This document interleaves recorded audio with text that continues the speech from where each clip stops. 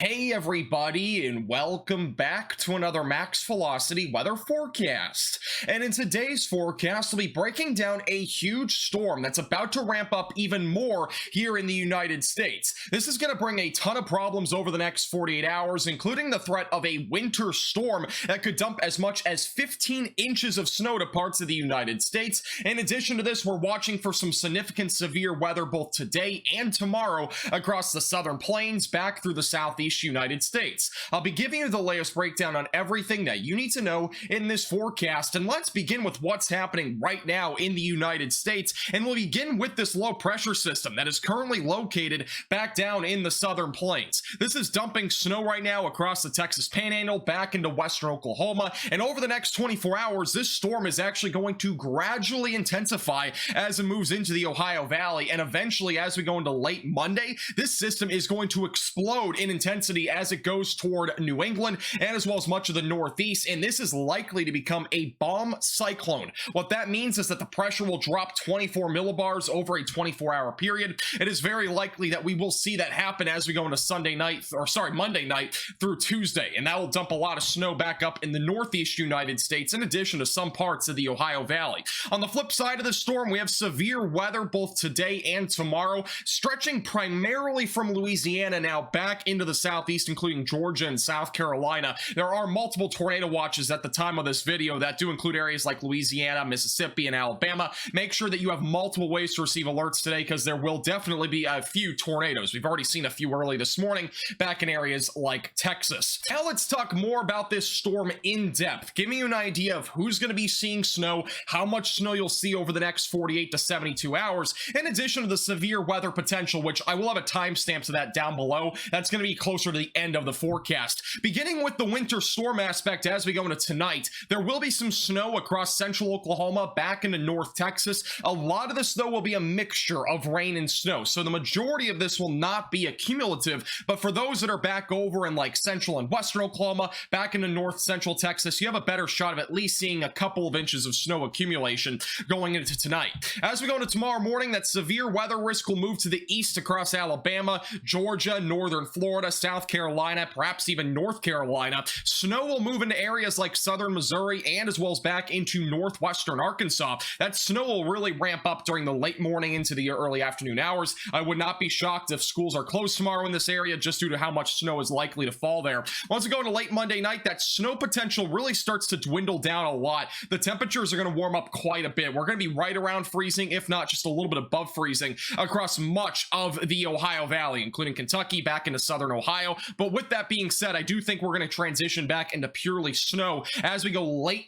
Monday night into Tuesday morning. Notice this low pressure system, by the way, 991 millibars. It is going to intensify very quickly as it moves off to the east as we go into Tuesday morning. So if you have any issues with lower pressures, that might be a problem if you're back up in the Northeast. Sometimes people get headaches more often with that sort of weather. Once we go into Tuesday morning, this snow really explodes as we go around 3 a.m. Tuesday, and eventually as we get closer to sunrise, we'll be talking about heavy snowfall stretching from West Virginia back into the Northeast. Areas like southern New England will be getting dumped with snowfall, and this is going to accumulate very quickly. Once we go into late Tuesday, that snow continues to ramble on across areas in southern New England. We'll be done with all that snowfall though after sunset for the most part, with a few light snow showers remaining. I do want to throw out by Wednesday and Thursday of next week, we will need to watch for a clipper system back up in the Midwest. This could actually bring a few inches of snowfall to areas in the mid and upper Midwest, and I will talk about more specific details on this in an upcoming forecast, so make sure that you are subscribed to the channel.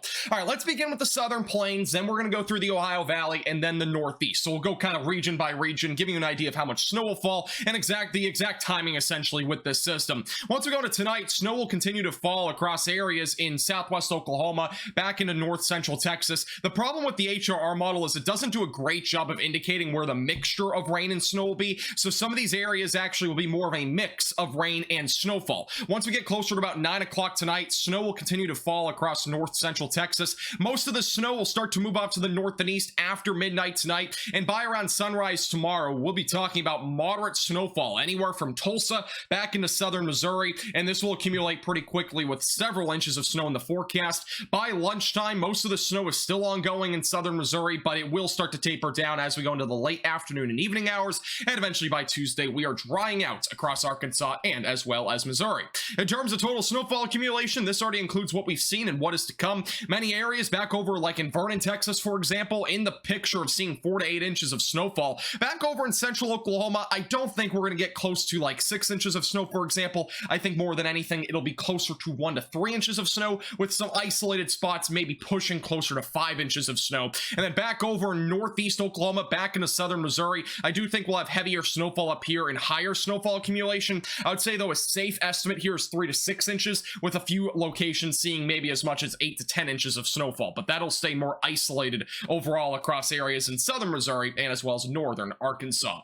Now, back over in the Ohio Valley, this is an area that is going to be a very interesting area when it comes to snowfall. And I say that because all the computer models are showing different snowfall accumulation. And the main reason why is that we really don't know where this warm air will exactly be, how warm it's actually going to be on the north and west side of this particular trough. But with that being said, if it's able to cool down enough going into Monday evening into Tuesday morning, we very easily could see several inches of snow anywhere from southeast Missouri back into southwest Ohio. It's really going to be critical, though, what the temperatures are when this snow is falling. If it's even the slightest bit above freezing, the snow accumulation will be way lesser, but most of the snow should accumulate on grassy and elevated surfaces. I don't think a whole lot of this will be accumulating on roadways in particular. By midnight Monday, most of the snow is starting to wind down for many of these areas. We'll still have some light snow on the backside of this trough. By around sunrise Tuesday, all the snow is back over into the northeast United States. Now, don't get too caught up in the HRR model's snowfall accumulation estimates, because I do think these are overestimates unless it is cold enough, and that's a really big question mark right now.